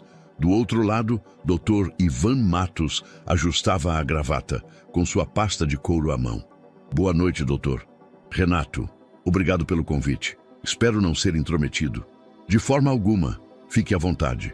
Ao entrar, o médico cumprimentou Natália com um aperto de mão curto. Ivan, ela sorriu. Que surpresa. Fico feliz em revê-la, Natália. Ela disfarçou o desconforto com um gole de vinho. Renato observava cada movimento. Sabia que aquela noite não era sobre comer, era sobre expor. E para isso, precisava que ambos se sentissem seguros. As câmeras estavam posicionadas com precisão. Uma no canto do lustre, outra entre livros na estante da sala e uma última disfarçada em um arranjo de mesa. Áudio e vídeo estavam sendo transmitidos e gravados em tempo real. Adelaide assistia de um cômodo separado, com fones nos ouvidos e o telefone da delegacia pronto para descagem. O jantar foi servido. Conversas superficiais, negócios, política, trivialidades. Ivan parecia desconfiado, mas não o suficiente para recusar o vinho. Renato esperou o momento certo. Quando os pratos estavam quase vazios, ele pousou os talheres. Tenho pensado muito sobre o tratamento do Davi. Começou num tom casual. Sobre os remédios e sobre como ele piorou, mesmo seguindo a prescrição à risca. Ivan trocou um olhar breve com Natália. Bem, casos neurológicos infantis são imprevisíveis. Cada organismo responde de forma única. Claro, disse Renato. Mas aí eu fiz algo curioso. Mandei analisar a fórmula manipulada de um dos frascos. Ivan congelou. Natália apertou a taça com mais força. Renato continuou. E adivinha? Sedativos em dose tripla. Um estabilizante usado em animais. Algo personalizado, segundo a etiqueta. Silêncio. Isso é sério, Renato, disse Ivan, tentando manter a calma. Você deve ter analisado o frasco errado. Alguma troca de lote? Não houve troca. Natália respirou fundo. Amor, acho que você está exagerando. Esse médico sempre foi de confiança. Renato se inclinou para a frente. Você disse, Natália, que ninguém desconfiaria. Que o pai era ingênuo demais. Que era o mesmo de antes. O ar foi sugado da sala. Ivan se levantou.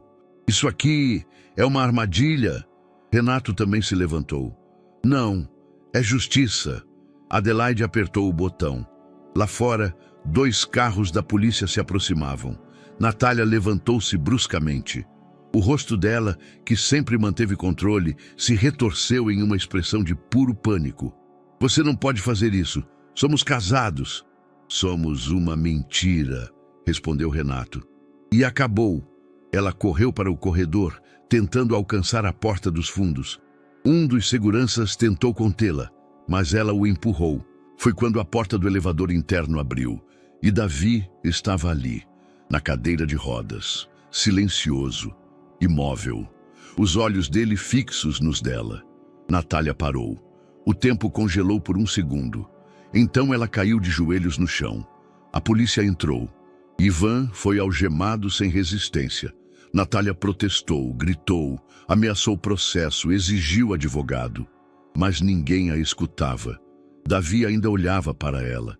E naquele instante, seus olhos disseram tudo. Ela sabia.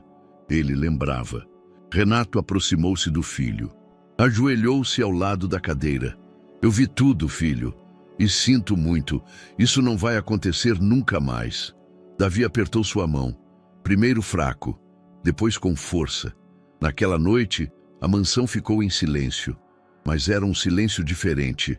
Não de medo, de libertação. A claridade do hospital era suave naquela manhã. A janela do quarto de Davi deixava entrar uma luz pálida e calma, que se espalhava pelo chão como um convite ao silêncio. Renato estava sentado ao lado da cama do filho, como fazia há dias. Agora, sem pressa, sem medo, havia algo de diferente no ambiente. A ausência de Natália e do clima opressor que ela deixava no ar tornava tudo mais leve, mesmo que o passado ainda estivesse fresco na memória. O garoto respirava com tranquilidade. Seus olhos, há tempos opacos, agora acompanhavam os movimentos ao redor com uma atenção crescente. Os médicos tinham notado a melhora. Movimentos mais coordenados, leves reações verbais e, o mais importante, intenção nos gestos. Renato segurava um álbum de fotos, um pequeno caderno de capa de couro feito artesanalmente por Verônica anos atrás. Trazia imagens antigas, os primeiros dias de Davi em casa, momentos ao lado da mãe falecida, registros da babá e até da época em que Verônica ainda morava com eles. Entre as fotos recentes, havia uma tirada discretamente por Adelaide. Laura sentada em um banco da unidade de saúde, o rosto virado para o lado, olhando para o nada. A imagem capturava uma expressão difícil de definir. Dor, esperança, espera. Renato colocou o álbum sobre o colo de Davi. "Você quer ver, filho?" Davi piscou lentamente. Renato virou as páginas com cuidado, comentando baixinho cada lembrança. Quando chegou à imagem de Laura, notou um leve movimento na mão de Davi. O menino ergueu o dedo, apontou. Depois, num esforço lento, bateu uma vez com a mão sobre o peito. "Ela?" Davi repetiu o gesto. Apontou para a foto. Tocou o próprio peito. Depois, fez um sinal com o dedo no ar como se desenhasse um coração. Renato entendeu. "Ela te salvou?" Davi assentiu. Os olhos de Renato se encheram d'água. Horas depois, ele caminhava por ruas do centro com passos incertos, o coração apertado por uma culpa que ainda doía. Em uma das mãos, carregava a foto de Laura. Na outra, o telefone com o número de Adelaide. Foi ela quem disse: "Ela vai sempre para a mesma praça. Tem um balanço quebrado, uma árvore com um banco torto." Renato a encontrou sentada no chão, de costas para ele. Usava o mesmo moletom rasgado. Os cabelos estavam presos de qualquer jeito e os pés descalços descansavam sobre a grama irregular. Ela brincava com uma folha seca, girando-a entre os dedos como se fosse o último brinquedo do mundo. Renato se aproximou em silêncio. Parou a poucos metros dela. Não disse nada. Laura virou o rosto. O tempo congelou. Ao vê-lo ali, com o rosto exposto ao sol e os olhos molhados, ela levantou-se lentamente. Seus lábios tremeram, os olhos marejaram. "Você veio." Renato assentiu. "Davi falou." Apontou sua foto. "Disse que você salvou a vida dele." Laura levou as mãos ao rosto. "Eu tentei. Eu juro que tentei avisar. Eu sei." "E eu?" Ele engasgou. "Eu não ouvi. Não quando devia." Ela chorou, sem som. Ele se aproximou e a abraçou. Devagar, forte, como quem segura alguém que quase se perdeu para sempre. Ficaram ali por minutos longos e silenciosos. Até que Laura perguntou: "Ele tá bem?" "Vai ficar. E agora?" "Ele sabe que não tá sozinho." Ela se afastou um pouco, ainda com os olhos molhados. "E eu? Eu tô sozinha." Renato ajoelhou-se, ficando da altura dela. Não mais. A mansão parecia diferente agora. Não havia mais o peso invisível que antes parecia prender o ar. O silêncio ainda existia, mas era um silêncio novo, mais próximo do descanso do que da opressão. Quando o carro de Renato passou pelos portões principais, Laura permaneceu em silêncio no banco de trás. Segurava a mochila encardida contra o peito, como se ainda não acreditasse que aquele momento era real. "Você pode entrar", disse ele com suavidade. Essa casa era da sua mãe também, de certa forma. Ela ajudou a construir cada canto. E agora é sua também, se você quiser. Laura assentiu, mas não respondeu. Ainda havia medo, ainda havia desconfiança. Quando se vive tanto tempo esperando que tudo seja tirado, até a bondade parece armadilha. A primeira coisa que sentiu ao entrar foi o cheiro, não de perfume ou limpeza, mas um cheiro guardado, conhecido, um leve resquício de lavanda com sabão de coco que vinha do andar de cima. Ela fechou os olhos por um segundo. Reconheceu. Era o cheiro da mãe, do quarto de empregada onde Verônica descansava após os longos dias. Seu quarto pode ser onde quiser, disse Renato. Mas se quiser ver o da sua mãe, ainda está ali. Laura seguiu por instinto. Subiu a escada devagar, como quem pisa num território sagrado. Abriu a porta com cuidado e lá estava. Pequeno, organizado, discreto. A cama ainda arrumada, a colcha florida. Um porta-retratos com a imagem de um Davi bebê no colo de Verônica. Ela não chorou, mas sentou-se na beira da cama, respirando fundo. Era como voltar a um lugar do qual jamais se despediu. Mais tarde, tomou banho quente pela primeira vez em semanas. Recebeu roupas limpas, uma calça de moletom nova, uma camiseta branca, até chinelos. Sentia-se estranha, como se estivesse usando o corpo de outra menina. Mas ao olhar no espelho, percebeu algo inesperado. Estava limpa, e isso doía mais do que a sujeira. À noite, desceu até a sala. Davi estava no sofá, coberto por uma manta leve, com um filme rodando na TV. Um desenho antigo. Laura reconheceu os personagens. A mãe colocava para ela quando era pequena, nos raros domingos em que conseguiam dividir a mesma cama.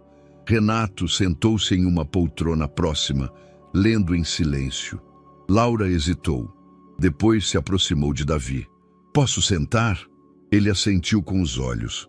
Ela sentou ao lado, mantendo certa distância. Mas minutos depois, ele puxou a ponta da manta, oferecendo-a. Era um gesto pequeno, mas poderoso. Ela aceitou. Assistiram juntos até o fim do filme. Em determinado momento, Davi riu com uma cena boba. Laura olhou para ele e sorriu também. Foi ali, naquele momento despretensioso, que a primeira ponte entre os dois se construiu. Não era amizade ainda, era algo mais delicado. Reconhecimento. Antes de dormir, Laura passou pelo corredor e viu o quarto do menino aberto. Ele já estava deitado. Tinha um caderno ao lado da cama. Pegou o lápis e rabiscou algo. Depois, ergueu a folha. Estava escrito: "Boa noite, irmã." Laura encostou-se à parede. Cobriu o rosto com as mãos. E pela primeira vez em muito tempo, chorou sem medo. Naquela noite, dormiu no quarto da mãe. Deitada naquela cama simples, abraçada ao moletom que lhe deram, ouviu apenas o som suave do vento nas cortinas. Não havia gritos, não havia pesadelos, só a promessa silenciosa de um novo lugar. As primeiras manchetes surgiram discretamente como pequenas ondas numa superfície calma. Socialite e médico renomado são acusados de conspirar contra menor cadeirante. Mas em menos de 24 horas, o caso explodiu. Os portais de notícias mais populares passaram a exibir o rosto de Natália em todos os ângulos possíveis.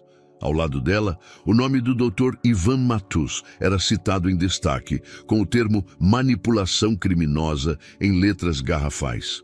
A mansão de Renato, outrora símbolo de tranquilidade e luxo, agora era uma referência constante nos noticiários. Os repórteres se revezavam na frente dos portões, buscando qualquer imagem, qualquer palavra, qualquer sombra que rendesse mais cliques. Mas o que chocava mesmo não era só o crime, era a omissão. A pergunta que ecoava em todos os cantos era simples: como ninguém viu? Renato acompanhava tudo em silêncio. Não dava entrevistas, não sorria. Mal saía da biblioteca da casa, onde passava horas diante dos jornais espalhados, revendo cada manchete como se tentasse absorver todas as dores de uma vez só. A vergonha pública era cruel, não por ele ser inocente, mas por ter sido cego. "Senhor Renato", disse Adelaide, entrando com uma bandeja de chá. Eles marcaram a data do depoimento da Laura. Ele assentiu sem tirar os olhos da tela. "Ela está pronta?" Ela não tem escolha, mas está mais firme do que muitos adultos que eu conheço. O tribunal estava lotado. Apesar de parte do julgamento ocorrer sob sigilo, a audiência de depoimento da menor foi permitida com limitação de público. Ainda assim, a presença da imprensa era inevitável. Flashes discretos, câmeras escondidas nos bolsos, olhares famintos por escândalo. Laura entrou com a roupa simples que Adelaide escolheu, jeans limpo, blusa azul clara e o cabelo preso em um rabo de cavalo baixo. Andava com passos contidos, os olhos fixos no chão até subir na pequena plataforma. Renato, sentado na primeira fileira, apenas observava. Ela olhou para ele uma única vez e então começou. O promotor fez perguntas diretas, mas respeitosas. Queria a linha do tempo, os sentimentos, os momentos em que tentou pedir ajuda. Laura respondeu com voz firme, quase seca. Parecia ter decorado cada palavra. Mas quem a escutava sabia. Não era ensaio. Era verdade crua. O que você sentiu quando viu a queda do menino? Perguntou o advogado da acusação. Medo. Depois raiva. Depois vontade de gritar. Mas ninguém escutava. Por que ninguém acreditou? Porque eu era só uma menina suja. E ela usava perfume caro. A sala ficou em silêncio. Quando o juiz pediu que Laura deixasse o tribunal, ela saiu em silêncio, os olhos baixos novamente. Renato se levantou e foi até ela no corredor. Ela não disse nada, mas se encostou no braço dele, como se quisesse apenas sentir a firmeza da presença dele ali. Você foi corajosa, ele disse. Ninguém pode te tirar isso. O julgamento seguiu com a apresentação de provas técnicas, gravações, laudos de manipulação de medicamentos, registros bancários entre Natália e o médico. A defesa tentou argumentar instabilidade emocional, distorção de palavras, montagem de áudio. Mas os fatos pesavam. E a opinião pública ainda mais. A cada nova reportagem, mais detalhes surgiam. Pessoas que antes idolatravam Natália, agora diziam tê-la achado fria, teatral, impossível de confiar. Médicos que haviam se omitido começaram a falar. Enfermeiras deram depoimentos anônimos. Até vizinhos surgiram com relatos de episódios estranhos.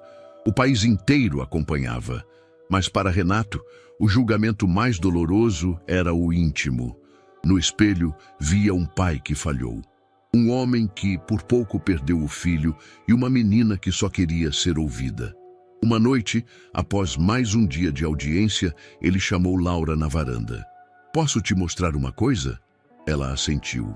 Ele estendeu uma pequena caixa de madeira. Dentro estava o desenho da escada, o tênis vermelho que ela deixara no jardim e a foto em que Davi apontou para ela no hospital. Isso aqui é sua coragem. Eu guardo como quem guarda a vida. Laura não disse nada, mas dessa vez foi ela quem o abraçou primeiro. O cemitério ficava afastado da cidade, entre colinas silenciosas e ciprestes imóveis. Renato pediu para que o motorista os deixasse no portão principal e seguiu a pé com Laura. A manhã estava cinzenta, mas não fria. Havia umidade no ar, como se o céu também quisesse chorar, mas com elegância. Laura andava ao lado dele em silêncio. Carregava uma única flor, uma margarida branca colhida do jardim da mansão. Nunca gostara de flores demais. A mãe dizia que o simples sempre falava mais alto. Renato, por sua vez, levava no bolso um envelope dobrado. No caminho, evitou palavras. Não porque não soubesse o que dizer, mas porque tinha medo de estragar o momento com explicações demais. O túmulo de Verônica era modesto, uma lápide de granito escuro com o nome gravado em letras claras: Verônica Almeida, 1979 a 2025. Amor não se dá, se constrói. A frase fora escolhida por Adelaide, com quem Verônica havia dividido confidências até o último suspiro. Ao ver a lápide, Laura parou por alguns instantes.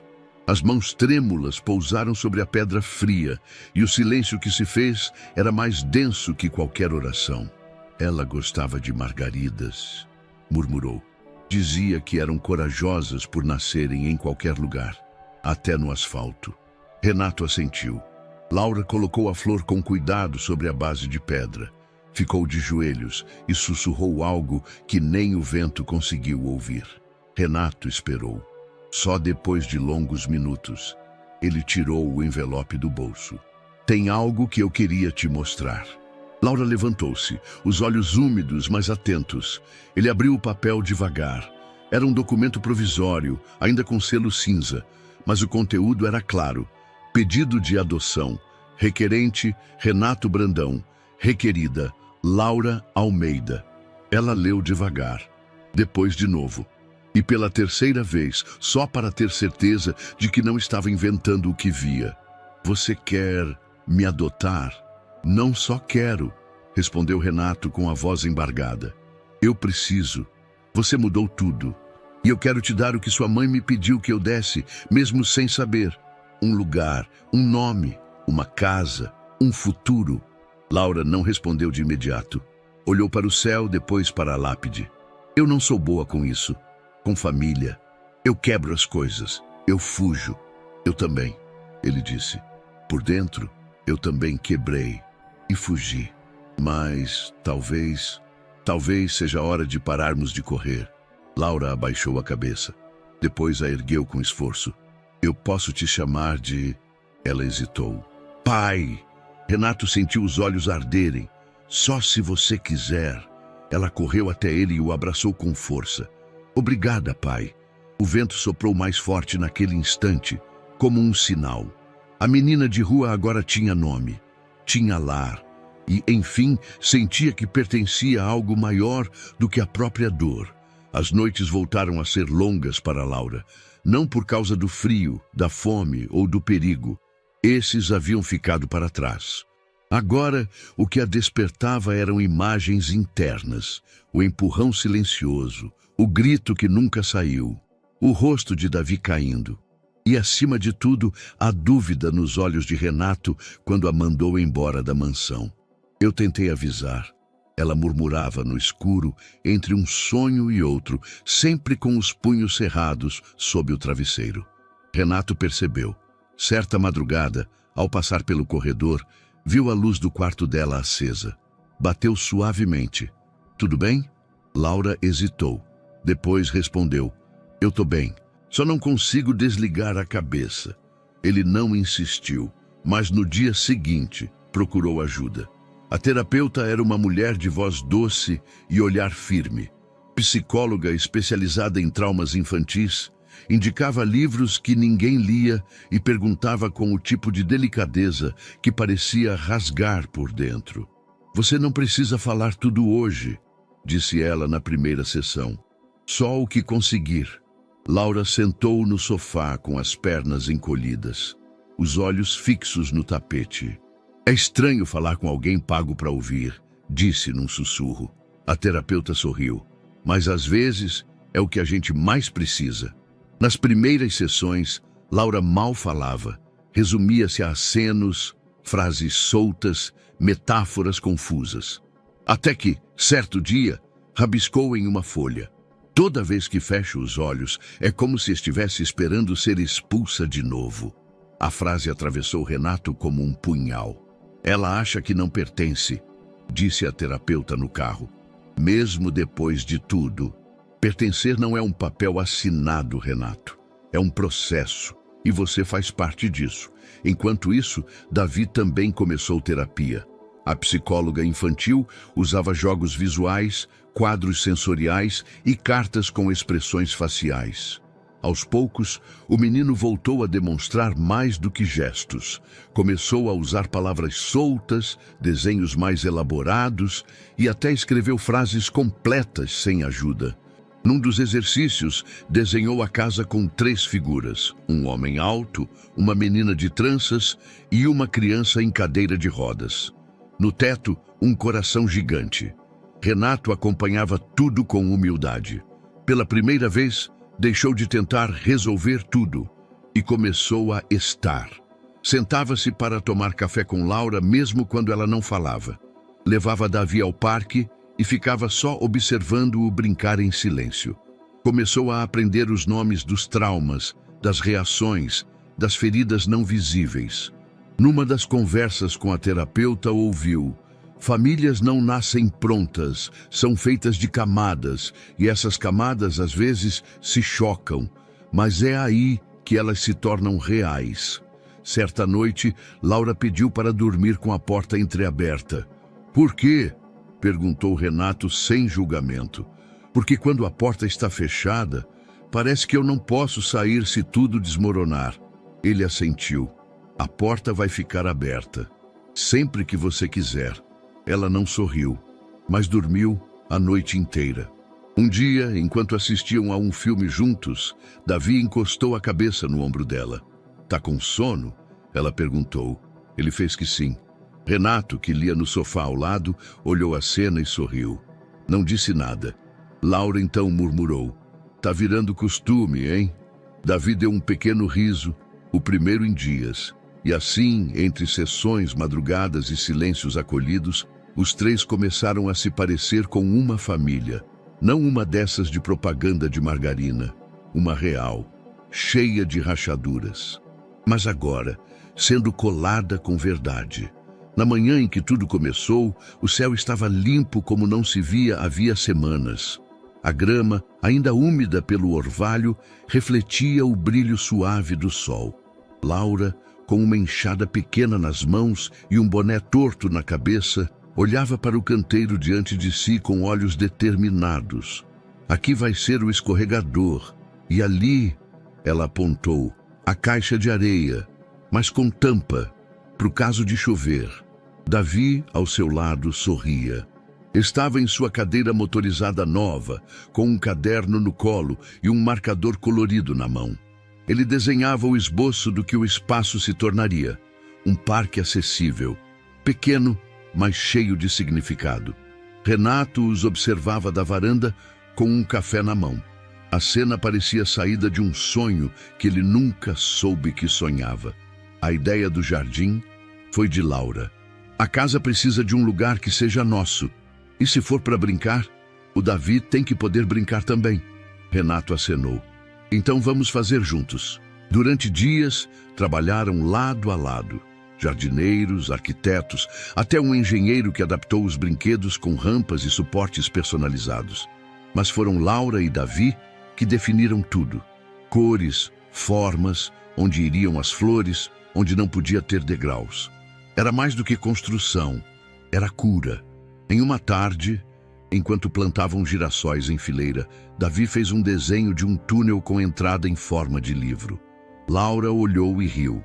Você quer um túnel de histórias? Ele assentiu com entusiasmo. Ah, acho justo. Todo herói precisa de um lugar secreto. Davi apontou para ela, depois para si. Laura entendeu. Então somos heróis? Ele escreveu. Sim, machucados, mas heróis. O jardim cresceu rápido. O escorregador foi instalado com lateral acolchoada.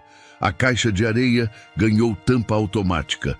Um balanço adaptado foi pendurado num carvalho antigo e num canto mais afastado, sob uma árvore torta e cheia de galhos baixos, Laura criou um memorial. Gravou no chão uma estaca de madeira com um laço vermelho. Depois amarrou com cuidado o tênis vermelho no galho mais firme. Davi assistiu em silêncio. Renato se aproximou. Por que o tênis? Laura respondeu sem hesitar. Porque ele me levou até aqui. Porque foi o primeiro passo. Ela limpou as mãos na calça e continuou. Ele é feio, velho e sujo, mas me manteve de pé. E agora, ele pode descansar. À noite, com o jardim já iluminado por luzes solares, os três se sentaram ao redor do túnel de histórias. Davi folheava seu caderno. Laura, com uma manta sobre os ombros, observava o tênis no alto da árvore. Sabe o que eu pensei? Disse ela, virando-se para Renato. Quando a gente reforma um jardim, parece que também está cavando por dentro, arrancando mato, plantando de novo. Renato assentiu. E algumas raízes antigas, mesmo quando doem, ajudam a firmar as novas. Davi rabiscou no quadro. Agora é nosso. Laura sorriu. Agora é lar. E assim, onde antes havia silêncio, agora havia risos. Onde havia fuga, agora havia permanência. O jardim se tornara mais que um espaço. Era o símbolo da virada. O lugar onde dor virou raiz, onde um tênis pendurado contava uma história de queda, coragem e recomeço. O sol da manhã invadia a sala de aula pelas janelas altas. O professor de português ajustava a pilha de papéis sobre a mesa, enquanto os alunos se reviravam inquietos em suas cadeiras. Era dia de apresentação da redação, a mais aguardada do semestre. Tema: o que significa ter coragem? Laura estava na última fileira. A folha dobrada dentro da mochila parecia pesar mais que o caderno inteiro. Os dedos suavam, mas o coração batia calmo. Pela primeira vez, não sentia medo da própria voz. No jardim da escola, Renato ajeitava a gola da camisa social e olhava para o relógio. Estavam adiantados. Davi, ao seu lado na cadeira, girava as rodas com ansiedade contida. Ela vai se sair bem, disse Renato, e você vai ver ela falar de você. Aposto. Davi sorriu, sem precisar responder. Quando a professora chamou o nome dela, a sala ficou em silêncio. Laura caminhou até a frente com passos seguros. Colocou a folha sobre a bancada, ergueu os olhos e leu. Mesmo sem chão, continue andando com dignidade. Era isso que minha mãe dizia, às vezes com palavras, às vezes só com o olhar. A sala escutava com atenção. Não é fácil falar de coragem quando tudo o que você tem são 2 tênis velhos, uma mochila rasgada e a lembrança de alguém que se foi. Mas aprendi que coragem não é gritar alto. É continuar andando, mesmo quando ninguém vê, mesmo descalça. Um murmúrio atravessou a sala. Laura respirou fundo. Eu corri por telhados, dormi em calçadas. Fui chamada de mentirosa, de ladra, mas continuei andando, porque alguém acreditava que eu podia chegar onde estou. E hoje eu estou aqui, com um irmão que sorri de novo, com um pai que me ouviu, com um lar. Ela fechou os olhos por um instante. Coragem é não desistir de ser você, mesmo quando o mundo tenta te mudar. E por isso, essa redação é para quem me ensinou a andar, mesmo sem chão. Ao terminar, houve silêncio, mas não aquele desconfortável, era a reverência. Depois, aplausos. No pátio, já fora da sala, Laura correu até Renato e Davi. Não disse nada, apenas os abraçou com força. A escola quer publicar sua redação no site, disse Renato orgulhoso. Não precisa, respondeu Laura sorrindo. Já publiquei onde importa. Davi mostrou um desenho que fez durante a espera. Ele e Laura no jardim. Ela de braços abertos, ele sorrindo. Renato olhou e disse: a gente pode emoldurar isso. Vai para o hall da casa. Laura olhou para os dois. Vamos para casa? Davi fez que sim com entusiasmo. E correr no jardim? Ela riu. Correr até ficar sem fôlego. Ao chegarem, tiraram os sapatos ainda no corredor. Laura puxou Davi pela mão e os dois correram até o gramado. Ela à frente, ele empurrando as rodas com alegria, como se a vida estivesse começando ali. A luz do entardecer os pintava de dourado. O tênis vermelho continuava pendurado no galho, balançando levemente com o vento. E ao lado dele, um novo tênis, também pequeno, também gasto, pendurado naquela manhã por Davi. 2 histórias, lado a lado. Agora, entrelaçadas para sempre. E naquela corrida descalça, entre risos e vento, a menina de rua virou filha. E o menino da cadeira, irmão. Ambos salvos por algo que não se compra, coragem. Então, o que achou dessa história emocionante? Conta pra gente nos comentários. Vamos adorar saber sua opinião. Não esquece de deixar seu curtir para apoiar nosso trabalho e se inscrever no canal. Nos vemos na próxima.